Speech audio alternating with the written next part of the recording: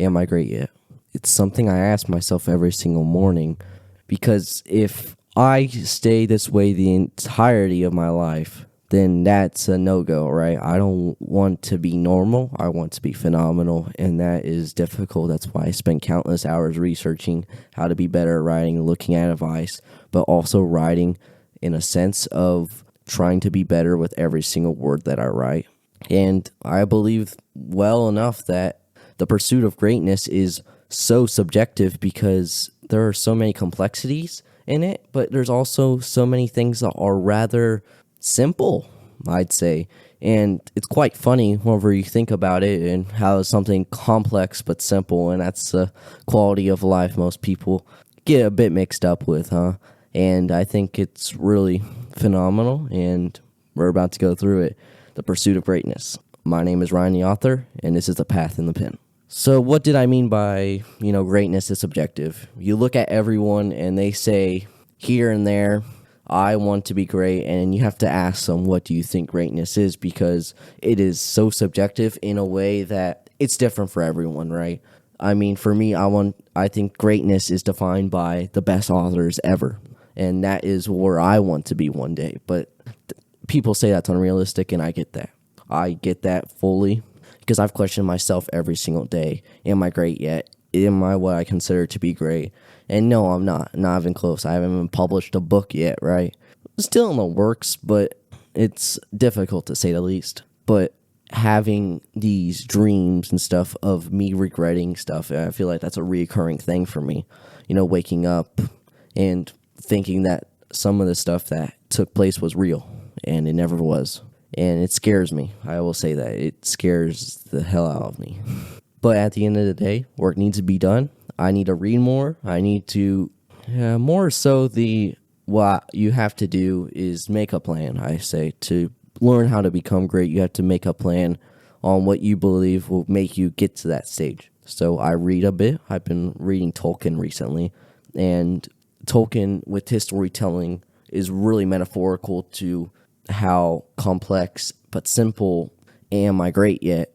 The question is, because Tolkien, he has poetic but simple writing. I mean, I'm able to connect with characters, yet you would think that because of lavish descriptions. No, they're pretty simple in a way, looking back on it, but he is able to convey the feeling so well that I'm just blown away at the end of the story, because this was a great story, right? I know people have their issues with The Hobbit and The Lord of the Ring, and I get that. No author is perfect, and that's what makes us human. That's what makes a book enjoyable. I think that some critics may take it too far and just look for the mistakes, and if you're going to look for mistakes, you're going to find some. And that is the obvious thing of life that people seem to forget. But back on the subject of what is greatness, right? I mean, greatness is very subjective, because I already said greatness to me is just being the best author or one of the best. That is, for me, greatness. But for you, it might be becoming one of the world's best architects. Let's just say that. Let's just say, for example, you want to be the best IT man in the world. Now, that's really difficult as well. Everything that people have dreams for, it's going to be difficult. So you have to make a battle plan in a way of learning how to get to there step by step. So I have to read a lot. Been reading Tolkien, been reading a lot of other books. I have to take advice from anyone, because greats can help, but also everyone else can help, because a fresh perspective changes everything. And that's why for my work, we have beta readers. We have people reading our stories. And a fresh perspective, even from someone that doesn't read books much, really helps to, quench your story in a way of the reader's thirst for aspiration and what they see going on forward in the world that you have created and laid out for them. But I think you have to have the battle plan, because if I didn't know that I had to read a lot, I didn't know I had to read a lot at the beginning, but now I do, so now I read more. I obviously did a lot of research. I thought that if I researched enough, then I didn't have to read, but I realized that if I just do both, then I'm going to be better, just better. Don't ask me why I didn't think of this at the beginning. Like, why didn't I think about that? It's quite comedy in a way, but it's very annoying not knowing that I should have been reading more. But I've been looking into more stuff, and you figure out that from researching I learned that I needed to be reading, which is quite the opposite effect, because I wanted to research so much I didn't have to read, right? So if I didn't have to read, then that's fine by me. I'm just going to research a ton. But in research, I learned that you need to read more, because simply putting it, if you learn how to convey the feeling, then are you going to be able to convey, I'd say, but I think the reason why no one can be great, I know this is I'm changing left to right. The reason why no one can be great is because of the fact that they're not able to take fresh perspectives on things, and I think that can hold people back. Take the negative, take the good, take the gray. There's always three things that I see myself in. It's the good, the gray, the bad. It's everything. All that, your past mistakes, they define you. Your success defines you. And that gray middle area also defines you. And I think people either do one of the three. Either the gray is them because they think the middle part is going to just be them. But no, it's also the good. It's also the bad, right? But then you could be the person that only looks at the good. And most of those people have, I'd say, egos. And, it's quite annoying to be around them sometimes, huh? But if someone looks at the bad, then they're doing really bad, right? I mean, we've made a lot of mistakes in life. Everyone has. And it's getting over that and realizing that that made you who you are, and learning how to be comfortable, I'd say, living with yourself every single waking minute of every single day. But I'd say changing perspectives from other people's helps out a ton, because taking advice, for example, for me, that's great for me, because if I'm able to take advice, phenomenal, because advice helps me grow, and it's nice to get the fresh perspective, I'd say. And the fresh perspective just helps me out in the long run, because if I only stay close to myself and don't get any other people's input, I'm only going to be helping out myself. And I don't want to live that way. I want to live in a way that is beneficial to others. And I think that is a way, for me, at least for me, maybe others, to live, to be giving and taking. So I feel like that's a way to live. But more on the perspective side, I'd say more so the perspectives change for more in a personal standpoint is whenever we're going to a new chapter in our lives, or a new page, let's say that. Okay, a new page. It's difficult because I saw this quote and it just made sense. It resonated with me that we are scared only because of the fact that it's something new. We haven't experienced it yet. That scares us. Why should that scare us? Why should the thought of learning something scare us, right? It isn't because we're not capable of doing it. Maybe it is for some people, but for me, if you can put your mind to it and you can work your butt off, you can do a lot of stuff in this world. Good, bad, gray, right? And I think that is just a phenomenal parts of life, is just living in the good, in the bad, and of course the gray. And that is how I feel like you should live life. But who am I to tell you how to live life? I'm a youngin', so I wouldn't know much, I guess, in life. But I feel like the reason why we take older people, at least, to be more wise is because they've had more, I'd say, a probability of bad things happening, so then they can learn from them, because we grow wiser as we learn from our past mistakes, are able to give that information to new people, right?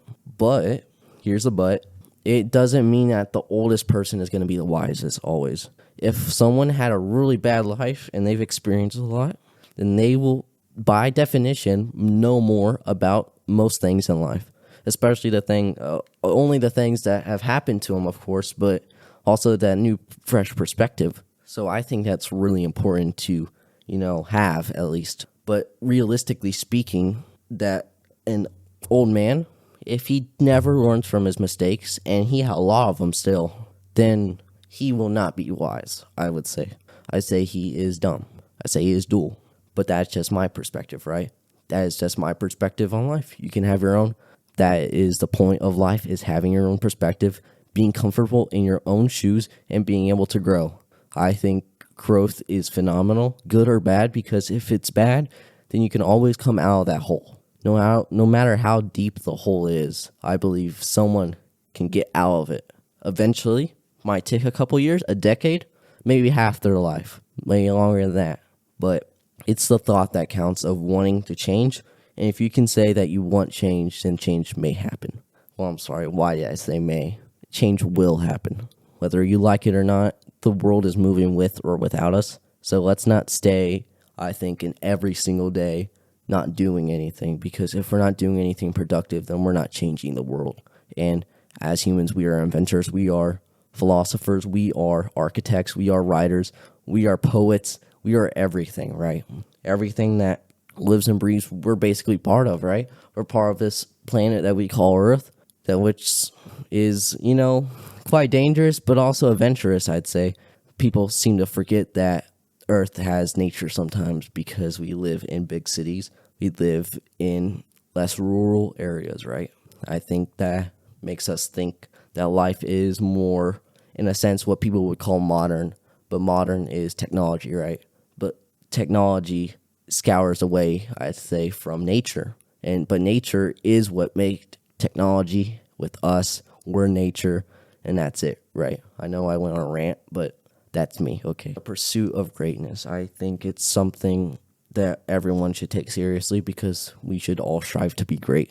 Whether that be for, like I said, architects, writers, poets, philosophers, paleontologists, everything, right? Farmers, everything. Whatever your profession is and you want to do for the rest of your life, and try perfecting it. Because if we strive to be the best, then we can become the best with enough time, effort, and talent helps, maybe it doesn't. But if you outwork everyone, then talent seems to, fade out, because talent is basically giving another person a better starting point. Or, yeah, basically a better starting point, huh? You get a better starting point, but I'm going to work harder, because we live in a society where talented people do not work. And because they were so far ahead that they didn't need to work whenever they first started. But now as people come on and they're getting better and better, why are they catching up to me? It's because you actually weren't doing anything productive to help you, right? It's why I don't have that much free time in sense of playing video games. I don't do that much anymore. Normally just reading, researching. And if I wasn't on my month break before editing starts, then I'd be writing right now instead of talking in a mic. But we have to be comfortable, I think, in our own shoes and be responsible for our own actions, because consequences come with it, whether we like it or not. Good consequences, bad consequences, right? Our actions define our future, and thoughts can change everything. I think it's this quote from Dead Poets Society. It's thoughts and ideas can change the world. They have technology, writing. I mean, Tolkien thinking about Lord of the Rings, that's phenomenal, right?